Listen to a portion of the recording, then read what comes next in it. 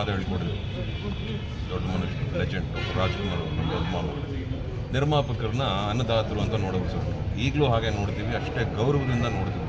ನಿರ್ಮಾಪಕ ಕನಕಪುರ ಶ್ರೀನಿವಾಸ್ ಅವರ ಮಾತಿಗೆ ಸ್ಯಾಂಡಲ್ವುಡ್ನಲ್ಲಿ ತೀವ್ರ ಆಕ್ಷೇಪ ವ್ಯಕ್ತವಾಗಿದೆ. ಈ ಕುರಿತು ದೊಡ್ಡಬಳ್ಳಾಪುರದಲ್ಲಿ ರೋರಿಂಗ್ ಸ್ಟಾರ್ ಶ್ರೀಮುರಳಿ ಪ್ರತಿಕ್ರಿಯೆ ನೀಡಿ, ನಮಗಿಂತ ದೊಡ್ಡವರು ಡಾಕ್ಟರ್ ರಾಜ್ಕುಮಾರ್ ಅವರು ಒಂದು ಮಾತು ಹೇಳಿದರು, ನಿರ್ಮಾಪಕರು ಅನ್ನದಾತರು ಅಂತ.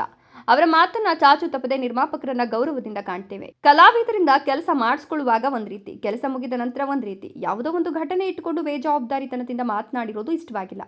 ಕಲಾವಿದರು ಎಂದ ಮೇಲೆ ಕಲಾವಿದರಿಗೆ ಮನೆ, ಸಂಸಾರ, ಜವಾಬ್ದಾರಿ ಎಲ್ಲ ಇರುತ್ತೆ. ಇಲ್ಲದೆ ಇರುವವರ ಬಗ್ಗೆ ಮಾತಾಡೋದು, ಇನ್ಯಾರದ್ದೋ ಬಗ್ಗೆ ಮಾತನಾಡೋದು, ಇದನ್ನೆಲ್ಲ ಏನಕ್ಕೆ ಮಾಡಬೇಕು?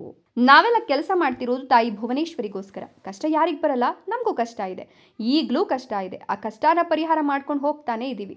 ಕಷ್ಟ ಇದೆ ಅಂತ ಹೇಳಿ ಬೀದಿಗಿಳಿದು ಬೇರೆಯವರನ್ನ ಅವಮಾನ ಮಾಡ್ತಿದ್ದೀವಾ ಅಂದರು. ನಿರ್ಮಾಪಕರು ಹಿರಿಯರ ಸ್ಥಾನದಲ್ಲಿದ್ದಾರೆ. ಸ್ವಲ್ಪ ಯೋಚನೆ ಮಾಡಿ ಮಾತನಾಡಬೇಕು. ಬಹಳ ಸೂಕ್ಷ್ಮ ವಿಚಾರಗಳು, ವ್ಯಕ್ತಿಗಳ ಬಗ್ಗೆ ಮಾತನಾಡಿದ್ದಾರೆ. ಇದು ಬಹಳ ತಪ್ಪಾಗಿ ಕಾಣ್ತಿದೆ, ಅದೇ ರೀತಿ ತಪ್ಪಾಗಿ ಕೇಳ್ತಿದೆ. ಇದೆಲ್ಲಿಗೆ ನಿಲ್ಲಬೇಕು? ಚಿತ್ರರಂಗದ ಹಿರಿಯರು ಮುಂದೆ ಬಂದ ಕೂಡಲೇ ಇದನ್ನ ಇಲ್ಲಿಗೆ ನಿಲ್ಲಿಸಬೇಕು. ಇದು ಕೂಡ ಕುಟುಂಬ, ಅವಿಭಕ್ತ ಕುಟುಂಬ ಇದ್ದ ಹಾಗೆ. ಈ ಕೂಡು ಕುಟುಂಬ ಹೊಡಿಬಾರ್ದು, ನಾವೆಲ್ಲ ಒಗ್ಗಟ್ಟಿನಿಂದ ಇರಬೇಕು ಅಂದರು. ಯಾವ ನಟರು ಅಷ್ಟೊಂದು ಕೆಟ್ಟವರಲ್ಲ. ನಟರ ಬಗ್ಗೆ ಯಾಕೆ ಹಾಗೆ ಮಾತನಾಡಬೇಕಿತ್ತು? ಏನಕ್ಕೆ ಆ ರೀತಿ ಮಾತನಾಡಬೇಕಿತ್ತು? ಇದು ಕೇಳಕ್ಕೆ ಯಾಕೋ ಚೆನ್ನಾಗಿಲ್ಲ, ನೋಡೋಕ್ಕೂ ಚೆನ್ನಾಗಿಲ್ಲ, ಅದಕ್ಕೆ ಕೇಳಿಲ್ಲ, ನೋಡಿಲ್ಲ. ಕೆಲವೊಂದು ಸೂಕ್ಷ್ಮ ವಿಚಾರಗಳು, ಸೂಕ್ಷ್ಮ ವ್ಯಕ್ತಿಗಳ ಬಗ್ಗೆ ಗಂಭೀರವಾಗಿ ಆಲೋಚನೆ ಮಾಡಿ ಮಾತನಾಡೋ ವಿಷಯಗಳನ್ನು ಬಹಳ ದುರುಪಯೋಗಪಡಿಸ್ಕೊಂಡು ಮಾತನಾಡಿರೋದು ಖಂಡನೀಯ ಅಂತ ಹೇಳಿದ್ರು. ಅಪ್ಪು ಅವರ ಬಗ್ಗೆ ಮಾತನಾಡಿರೋದಕ್ಕೆ ಕ್ಷಮಾಪಣೆನೇ ಇಲ್ಲ. ಈ ವಿಚಾರದಲ್ಲಿ ನಾವು ಕ್ಷಮಿಸೋದೇ ಇಲ್ಲ. ನಾವು ಯಾರಿಗೆ ಏನು ಮಾಡಿದ್ದೀವಿ? ಇಷ್ಟೊಂದು ದಿನಗಳಿಂದ ಇಂಡಸ್ಟ್ರಿಗೋಸ್ಕರ, ಸಿನಿಮಾಗೋಸ್ಕರ ಕಲೆಯನ್ನು ಉಳಿಸಿ ಕೆಲಸ ಮಾಡ್ಕೊಂಡು ಬಂದಿದ್ದೀವಿ. ಸಿನಿಮಾಯಿಂದನೇ ಬದುಕ್ತಿದ್ದೇವೆ. ಕಷ್ಟನೋ ಸುಖನೋ ಇಲ್ಲೇ ಮುಳುಗ್ತಿದ್ದೇವೆ, ಇಲ್ಲೇ ಎದ್ದೇಳ್ತಿದ್ದೇವೆ ಅಂತ ಹೇಳಿದ್ರು. ಮಾತು ಹೇಳ್ಕೊಡಿದ್ರು.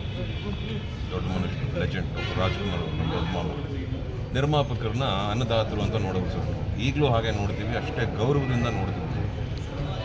ಕಲಾವಿದರ ಹತ್ರ ಕೆಲಸ ಮಾಡಿಸ್ಕೋಬೇಕಾದ್ರು ಒಂಥರ, ಕೆಲವು ದಿನಗಳು, ಕೆಲವು ವರ್ಷಗಳ ಕಳೆದ ಮೇಲೆ ಆ ನಿರ್ದೇಶಕರ ಜೊತೆ ಕೆಲಸ ಮಾಡಿರ್ತೀರ, ಜೊತೆಗೆ ಉಂಡಿರ್ತೀರ, ಕಷ್ಟ ಸುಖ ಹಂಚ್ಕೊಂಡಿರ್ತೀರ. ಯಾವುದೋ ಒಂದು ಘಟನೆ ಇಟ್ಕೊಂಡು ಇವತ್ತು ಬಂದ್ಬಿಟ್ಟು ಅಷ್ಟು ಬೇಜವಾಬ್ದಾರಿಯಿಂದ ಮಾತಾಡಿದ್ದೆಲ್ಲೋ ನನಗೂ ಇಷ್ಟ ಆಗಿಲ್ಲ. ಏನೇ ಆಗಲಿ, ಕಲಾವಿದರು ಎಲ್ರಿಗೂ ಒಂದು ಮನೆ, ಮಠ, ಸಂಸಾರ, ಜವಾಬ್ದಾರಿ ಎಲ್ಲ ಇರುತ್ತೆ. ಇಲ್ದಿರೋರ ಬಗ್ಗೆ ಮಾತಾಡೋದು, ಇನ್ಯಾರ್ಯಾರ ಬಗ್ಗೆನೂ ಮಾತಾಡೋದು, ಇನ್ಯಾರಿಗೋ ಏನೋ ಕಷ್ಟ ಇರುತ್ತೆ, ಅವ್ರನ್ನ ಇನ್ನೂ ಒತ್ತಿ ಕೆದಕ್ಕೆ ಮಾತಾಡೋದು ಏನಕ್ಕೆ ಮಾಡಬೇಕು? ಏನಕ್ಕೆ ನಡೀತಾ ಇದೆ? ರೀಸೆಂಟಾಗಿ ಏನೋ ಬಂದಿದೆಯಂತೆ, ಮತ್ತೆ ಇದೇನೋ ನಡೀತಾ ಇದೆ. ಯಾರೇ ಆಗಲಿ, ನಾವೆಲ್ಲರೂ ಕೆಲಸ ಮಾಡ್ತಿರೋದು ತಾಯಿ ಭುವನೇಶ್ವರಿಗೋಸ್ಕರ ತಾನೇ. ಕಷ್ಟ ಯಾರಿಗೆ ಬರಲ್ಲ? ಕಷ್ಟ ಬರುತ್ತೆ, ನಮಗೂ ಕಷ್ಟ ಇದೆ, ಈಗಲೂ ಕಷ್ಟ ಇದೆ, ಪರಿಹಾರ ಮಾಡ್ಕೊಂಡು ಹೋಗ್ತಾನೆ ಇದ್ದೀವಿ. ಇವ್ರನ್ನ ಅಂತಾ ಇದ್ದೀವ, ಬೇರೆಯವ್ರನ್ನ ಬೀದಿಗಳಿತಾ ಇದ್ದೀವ, ಬೇರೆಯವ್ರನ್ನ ಅವಮಾನ ಮಾಡ್ತಿದ್ದೀವ? ಇಲ್ಲ ತಾನೇ. ನಿರ್ಮಾಪಕರು ಹಿರಿಯರ ಸ್ಥಾನದಲ್ಲಿದ್ದಾರೆ. ಸ್ವಲ್ಪ ಆಲೋಚನೆ ಮಾಡಿ, ಯೋಚನೆ ಮಾಡಿ ಇಂಥ ಕಡೆ ಎಲ್ಲ ಮಾತಾಡೋದು ಬಹಳ ಒಳ್ಳೆಯದು. ಅಷ್ಟೇ ಅಲ್ಲ, ಬಹಳಷ್ಟು ಸೂಕ್ಷ್ಮವಾದ ವಿಚಾರಗಳು, ವ್ಯಕ್ತಿಗಳ ಬಗ್ಗೆ, ಕರ್ನಾಟಕದ ಬಹಳಷ್ಟು ಜನಗಳ ಬಗ್ಗೆ ಮಾತಾಡಿದ್ದಾರೆ.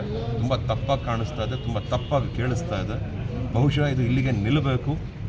ಎಲ್ಲ ಹಿರಿಯರು ಜವಾಬ್ದಾರಿ ತೊಗೊಂಡು, ನಮ್ಮ ಇಂಡಸ್ಟ್ರಿಯಿಂದ ಯಾರ್ಯಾರು ಹಿರಿಯರಿದ್ರು ಅವರೆಲ್ಲ ಬಂದು ಒಂದು ಸ್ಟೆಪ್ ತೊಗೊಂಡು ಇದನ್ನೆಲ್ಲ ನಿಲ್ಲಿಸಬೇಕು ಅಂತ ಹೇಳಲಿಕ್ಕೆ ಇಷ್ಟಪಡ್ತೀನಿ.